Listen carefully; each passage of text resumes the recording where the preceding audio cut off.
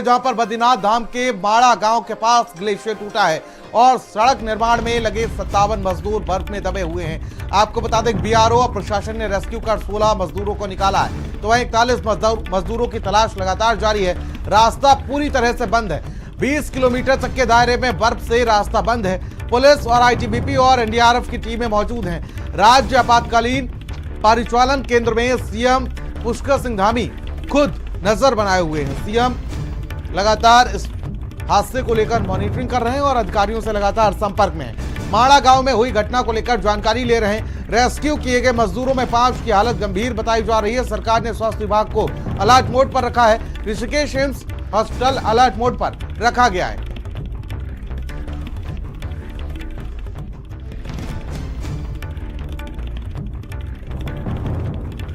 तो फिलहाल अभी ताजा अपडेट सामने आ रहा है कि 32 लोगों को फिलहाल रेस्क्यू कर लिया गया है। बड़ी अपडेट, बड़ी जानकारी, और स्वास्थ्य विभाग को अलर्ट मोड पर रखा गया है। और साथ ही साथ आपको बता दें कि 5 की स्थिति जो है वो गंभीर बताई जा रही है। अस्पताल में भर्ती कराया गया है। 57 मजदूर बर्फ में दबे थे और अब 32 को रेस्क्यू कर लिया गया है। बड़ी अपडेट, 32 मजदूरों को बाहर निकाल लिया गया है। देखिए, लगातार अगर बात की जाए तो हिमाचल और उत्तराखंड में लगातार बर्फबारी हो रही है। कई जगहों पर भारी बारिश हो रही है, जिसके चलते अब रेस्क्यू ऑपरेशन में कहीं ना कहीं परेशानी का सामना करना पड़ रहा है। क्योंकि वो जहाँ पर बैरिक बनी हुई थी उसी स्थान पर एवलांच आया है और बचाव के काम चल रहे हैं तेजी से। सभी चाहे आईटीबीपी है, सेना के लोग हैं, स्थानीय प्रशासन के लोग हैं, वायुसेना के लोग हैं, एक्सपर्ट हैं, सभी से वार्ता हो चुकी है। सभी लोग अपनी पूरी तरह से बचाव और राहत कार्य में लगे हुए हैं, जो भी जिस स्तर पर। क्योंकि मौसम थोड़ा अभी ख़राब है, विजिबिलिटी बहुत नहीं है, इसलिए हेलीकॉप्टर सेवा वहाँ पर नहीं हो पा रही है। और हम लोग भी यहाँ से लगातार मॉनिटरिंग कर रहे हैं। हमारा प्रयास है कि जल्दी से जल्दी जो भी हमारे उसमें मजदूर भाई फंसे हुए हैं, श्रमिक फंसे हुए हैं, काम करने वाले, उन सभी को जल्दी बाहर निकाला जाए। यहाँ से अभी हम हेल्पलाइन भी जारी कर रहे हैं, जिससे कि सभी को ठीक प्रकार से जानकारी मिले। आदरणीय रक्षा मंत्री जी, आदरणीय गृह मंत्री जी, प्रधानमंत्री जी का कार्यालय।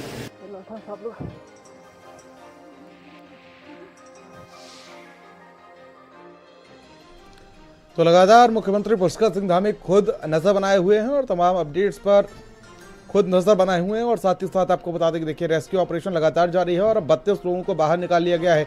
57 लोगों के फंसे होने की सूचना थी। पंकज पवार उत्तराखंड से हमारे ब्यूरो चीफ हमारे साथ जुड़ चुके हैं फोन लाइन पर। पंकज, अब ताजा अपडेट क्या सामने आ रहा है? इस तरीके से 32 लोगों को बाहर निकाल लिया गया है, उनकी क्या स्थिति बनी हुई है, क्योंकि लंबे समय से बर्फ में फंसे हुए थे? क्या अपडेट आपके पास है पंकज? देखिए, ये अपने आप में एक बेहद अच्छी खबर है कि 57 में से अभी तक 32 जो मजदूर फंसे हुए थे उनको निकाल लिया गया है। सबको जो है वहाँ पर जो सेना का जो बेस अस्पताल है वहाँ पर भर्ती कराया गया है। ज्यादातर ये देखने में आ रहा है कि हाइपोथर्मिया जैसी स्थिति तो नहीं है, तो इन तमाम चीजों को देखते हुए उनको जो जो चीजें उपलब्ध कराई जानी है वो कराई जा रही है। हालांकि इसमें से अगर आंकड़े देखा जाए तो ज्यादा से ज्यादा 5 लोग जो हैं उन पर जो है वो बर्फबारी का जो असर है, जो बर्फ के अंदर दबने का जो असर है वो साफ तौर पर दिखाई दिया है। और अगर कहा जाए तो इसके बाद और लगभग 25 अभी भी मजदूर फंसे हुए हैं और रेस्क्यू अभी जारी है। उम्मीद की जा रही है कि जो वहाँ पर मशीनें हैं और लाइटिंग की जो व्यवस्था हो जाएगी तो वहां से और लोगों को भी निकाला जा सकेगा। लेकिन अगर ज्यादा रात हुई और रोशनी नहीं मिल पाई, क्योंकि रात में बर्फबारी की भी संभावना लगातार जताई जा रही है, तो हो सकता है कि जो ये बाकी जो है उनको कल निकाला जाए और ये पूरी रात उनके लिए किस तरीके से बीतेगी ये कहीं ना कहीं परेशानियों भरी हो सकती है। और उम्मीद की जानी चाहिए आज ही सारे के सारे निकल जाएं तो ज्यादा गनीमत होगी, क्योंकि जैसे जैसे समय बीतता जाएगा तो परेशानी बढ़ती जाएगी। जी, और पंकज, कहीं ना कहीं उस तरीके से अगर बात की जाए तो उत्तराखंड और हिमाचल में इस तरीके से मौसम की खराबी देखने को मिल रही है, लगातार बर्फबारी हो रही है, बारिश हो रही है, कहीं ना कहीं वो जरूर इस रेस्क्यू ऑपरेशन में परेशानी का सबब बना हुआ है। आपने बिल्कुल ठीक कहा। और जिस तरीके से आज, कल और आज का तो अलर्ट है, हालांकि कल का अलर्ट जारी नहीं हुआ है और अभी कल क्या रहेगी स्थिति बर्फबारी, तो क्योंकि ये उच्च हिमालय इलाका है, यहाँ पे तो बर्फबारी होती ही है, लेकिन अन्य जगहों पर बर्फबारी, क्योंकि हेलीकॉप्टर उड़ने में भी इसलिए परेशानी हो रही है, देहरादून में भी बरसात हो रही है, इसके अलावा जोशीमठ में भी बारिश हो रही है, उत्तराखंड के कई इलाकों में लगातार बारिश हो रही है, जिसकी वजह से हेलीकॉप्टर उड़ाना भी मुश्किल हो रहा है। और अगर हम एयरफोर्स की बात करें, अगर एयरफोर्स के हेलीकॉप्टर की भी बात करें, तो कहीं ना कहीं उनको भी क्लियर वेदर तो चाहिए। हल्का सा भी अगर बारिश हो तो उसमें तो फिर भी चल जाता, लेकिन बारिश बहुत तेज पड़ रही है, चाहे देहरादून हो चाहे अन्य जगहों पर। तो इन तमाम चीजों को देखते हुए रेस्क्यूज में देरी हो रही है।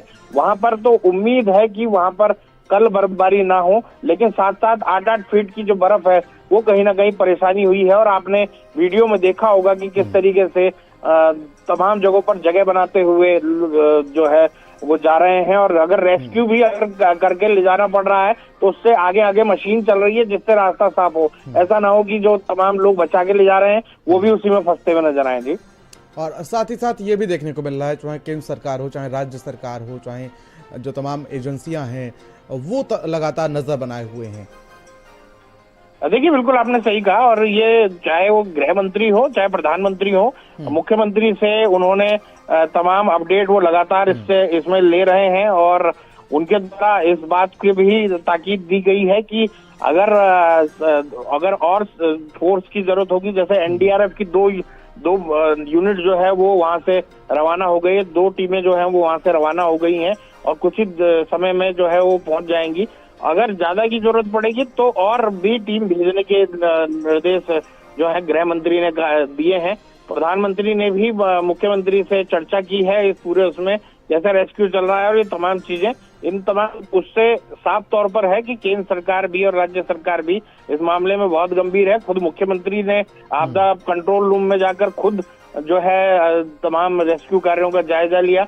उनके द्वारा ही सबसे पहले इस बात की खुशखबरी दी गई कि 16 लोगों को निकाल दिया गया है, लेकिन अब जो है उसका डबल यानी 32 लोग हो गए हैं। तो कहीं ना कहीं राहत भरी खबर जो है वो धीरे धीरे आ रही है और रात तक उम्मीद की जानी चाहिए कि 57 के 57 अगर निकल जाएं तो ये सोने पे सुहागा होगा। जी, ठीक है, कहीं ना कहीं राहत भरी खबर जरूर आई है कि पहले 16 और अब 32 लोगों को बाहर निकाल लिया गया। बहुत बहुत शुक्रिया पंकज तमाम जानकारी के लिए और साथ ही हमारे साथ जुड़ने के लिए। चलिए खबरों में आगे बढ़ेंगे और खबर देहरादून से, जहां पर मुख्यमंत्री पुष्कर सिंह धामी ने उच्च स्तरीय बैठक में अधिकारियों को निर्देश दिए। सीएम ने कहा कि ऐसे कार्मिक को चिन्हित किया जाए जो अपने दायित्वों का निर्वहन भली भांति नहीं करते हैं और ऐसे कर्मियों को अनिवार्य सेवानिवृत्त के लिए नियमानुसार कार्रवाई की जाए। साथ ही प्रदेश में सरकारी भूमि और कई मामलों में लोगों की व्यक्तिगत भूमि पर कब्जा करने वालों पर सख्त कार्रवाई की जाए।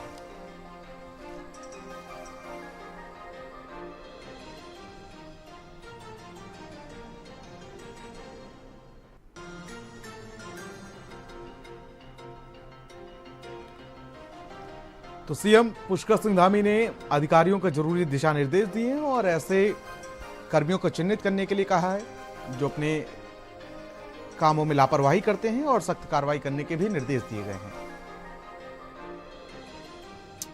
तो अधिकारियों के साथ बैठक की गई।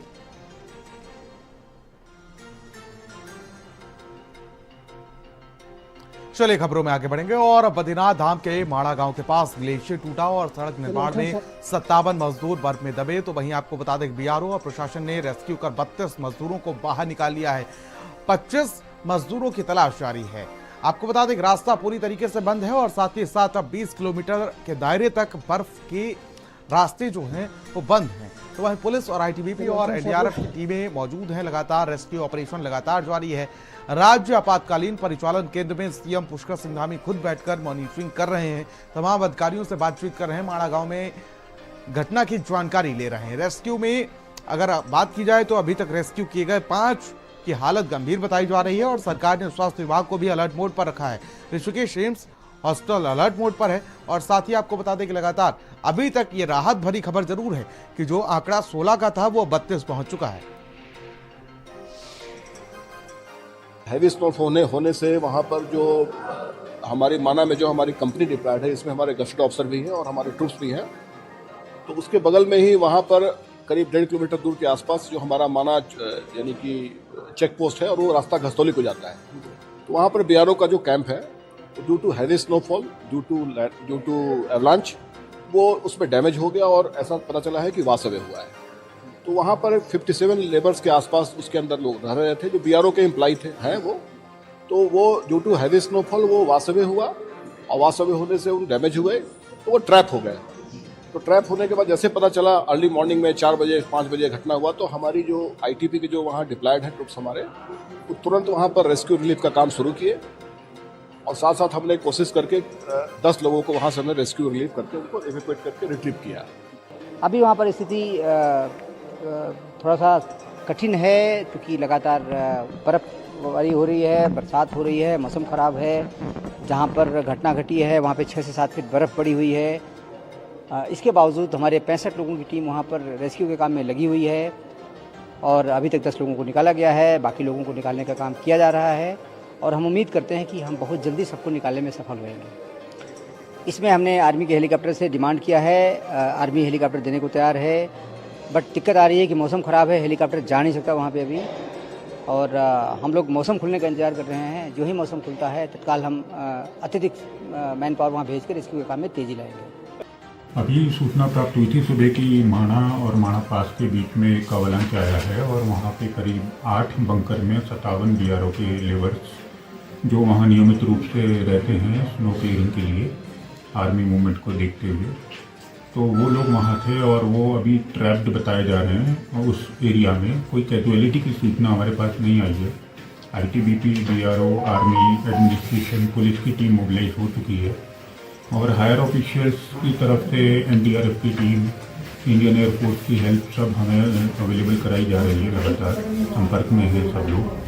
और अभी क्योंकि मौसम बहुत ख़राब है, जनपद में बारिश हो रही है और हायर रीचेज में एक्टिव स्नोफॉल हो रहा है, तो हेली सर्विसेज लिया जाना संभव नहीं हो पा रहा है। चलिए खबरों पर आगे बढ़ेगी, और उत्तरकाशी से बड़ी खबर, जहां पर आपको बता दें कि डबरानी के पास गंगोत्री राष्ट्रीय राजमार्ग बाधित हो गया, जहां पर हिमस्खलन और साथ ही मलबा आने से नेशनल हाईवे बाधित हुआ। जहां पर आपको बता दें गंगनानी से डबरानी के बीच राष्ट्रीय राजमार्ग बाधित हुआ है। बारिश के चलते पहाड़ी से लगातार पत्थर गिर रहे हैं। मौसम विभाग ने भारी बारिश का अलर्ट भी जारी किया है, और देखिए लगातार उत्तराखंड में कई जिलों में मौसम विभाग ने अलर्ट जारी किया है भारी बारिश को लेकर।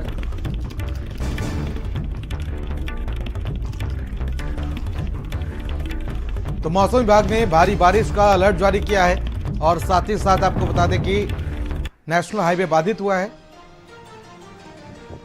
डबरानी के पास गंगोत्री राष्ट्रीय राजमार्ग बाधित हुआ है, और इसको लेकर अब आवागमन शुरू करने के लिए लगातार प्रशासन तैयारी कर रहा है।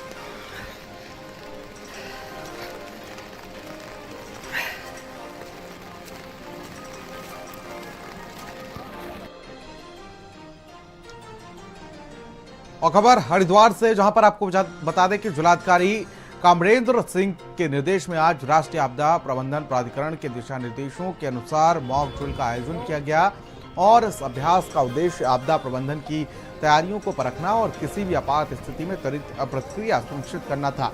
मॉक ड्रिल में IRS यानी कि इंसिडेंट रिस्पांस सिस्टम में नामित अधिकारियों ने अपने कर्तव्यों का अभ्यास किया, ताकि आपदा के समय राहत और बचाव कार्यों में किसी प्रकार की देरी ना हो। अभ्यास के दौरान जिला प्रशासन ने आपदा से निपटने की तैयारियां को परखा, और साथ ही मौजूद खामियों को भी चिन्हित किया। अंतरिक्ष सिटी में जो है भूकंप से 15 लोगों को दबने की सूचना थी, जिसपे सूचना पे यहाँ NDRF, SDRF, local police, traffic, fire brigade सभी लोग यहाँ मौजूद आए, और उन्होंने रेस्क्यू किया, जिसमें 6 लोगों को बॉडी मिली है, और कुछ लोग घायल हैं, और उनको हॉस्पिटल भिजवा दिया गया है, और बाकी स्थिति नियंत्रण में है।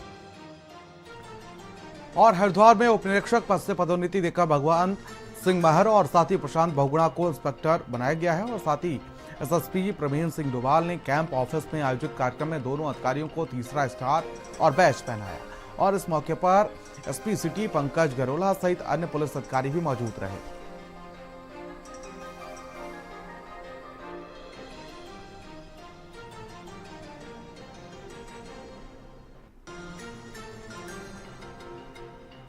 रुड़की से बड़ी खबर, जहां पर आपको बता दें कि रुड़की में पूर्व सीएम हरीश रावत ने प्रेस वार्ता की है और साथ ही आपको बता दें कि पूर्व सीएम हरीश रावत ने सरकार पर प्रेस वार्ता के दौरान जमकर निशाना साधा और किसानों की आर्थिकी और साथ ही ग्रामीण व्यवस्था गन्ने पर निर्भर है ये कहा, और साथ ही कहा कि एक सप्ताह में गन्ने का मूल्य घोषित करे सरकार ये मांग की है, और कहा कि इकबालपुर बाजपुर मिल बंद करना चाहती है सरकार, ये आरोप लगाया है।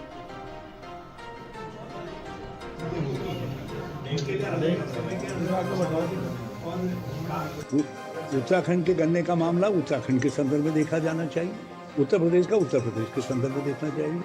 कांग्रेस की सरकारों के वक्त में हमेशा हमने उत्तराखंड के गन्ना किसानों का मामला उत्तराखंड के संदर्भ में देखा और उसी संदर्भ में निर्णय लिया है, और ये खरीद मूल्य 450 के आसपास होना चाहिए, और हम खरीद मूल्य अविलंब घोषित करो। पिराई सत्र खत्म होने को जा रहा है और आप उसको घोषित नहीं कर रहे। और दूसरा, हम मांग कर रहे हैं यूपी की धरती से, किसानों की धरती से, कि भाई इकबालपुर चीनी मिल का अब एक ही सॉल्यूशन बाकी है कि राज्य सरकार अपने राजकोष से जो है 4 किस्तों में भुगतान करे, 4 साल का भुगतान का समय बनाए 25-25 करोड़ रुपये के हिसाब से, और राज्य चीनी मिल से पैसा वसूल करते रहे, लेते रहे। और खबर उधम सिंह नगर से, जहां पर जिले के रुद्रपुर में यूनाइटेड ग्रुप द्वारा श्री बालाजी नीलकंठ महादेव मंदिर का गति प्राण प्रतिष्ठा महोत्सव बड़े धूमधाम से मनाया गया।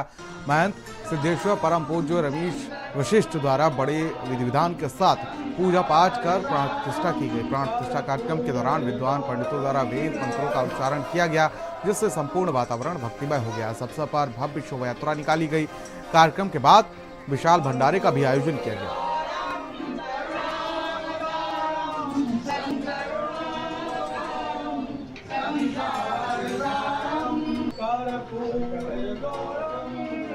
मिन्नतों के बाद प्रभु महादेव जी ने, हमारे भाई राजीव जी निदेशक हैं, इनके द्वारा ये भव्य मंदिर का निर्माण हुआ है, और श्री बालाजी राम दरबार, माँ जानकी जी और शिव परिवार और दुर्गा जी का यहाँ पर विराजमान हुआ है। बड़ी विधिवत यहाँ हमारे वृंदावन से आचार्यगण पधारे हैं, उन्होंने विधिवत प्राण प्रतिष्ठा विराजमान किया है। हमारा एक सपना था, क्योंकि श्री नीलकंठ महादेव की हम पूजा करते थे, वो हमारे आराध्य हैं, और ऋषिकेश के ऊपर मंदिर में हम वहाँ जाते थे। उनकी मिन्नत के उनसे आशीर्वाद के रूप में हमने एक प्रसाद मिला, जो हमने इस प्रोजेक्ट को स्टार्ट किया। लेकिन मंदिर के निर्माण कार्य के बाद काफ़ी प्रयास के बाद भी महादेव की स्थापना का कार्य पूर्ण नहीं हो पा रहा था। फिर हमने बाबा के पास गए, वहाँ अरदास की, बाबा क्या दिक्कत है, हम पेंट करा रहे हैं, सब कुछ करा रहे हैं, उसके बाद भी ये कार्य नहीं हो रहा है। हल्द्वानी में कल से 10 दिवसीय सरस मेले का आयोजन एमबी इंटर कॉलेज परिसर में किया जाएगा। आपको बता दें कि आयोजन के चलते देश भर से आए 251 उद्यमी इसमें प्रदर्शनी लगाएंगे।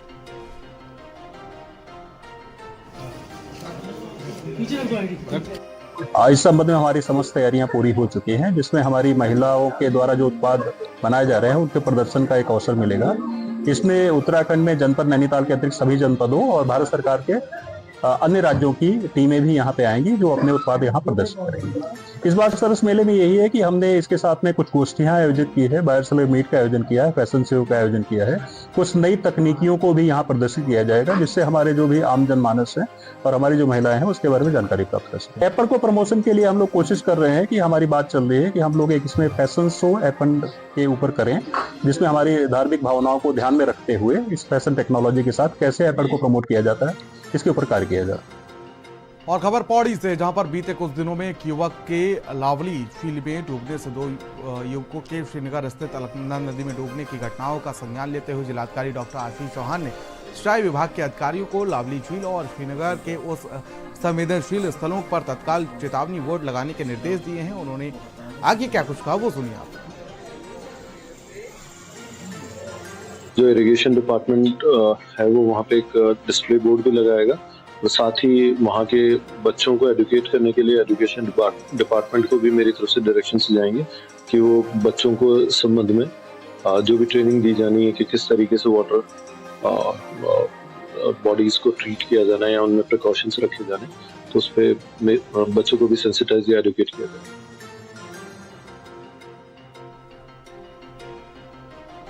और फिलहाल वक्त एक छोटे से ब्रेक का है।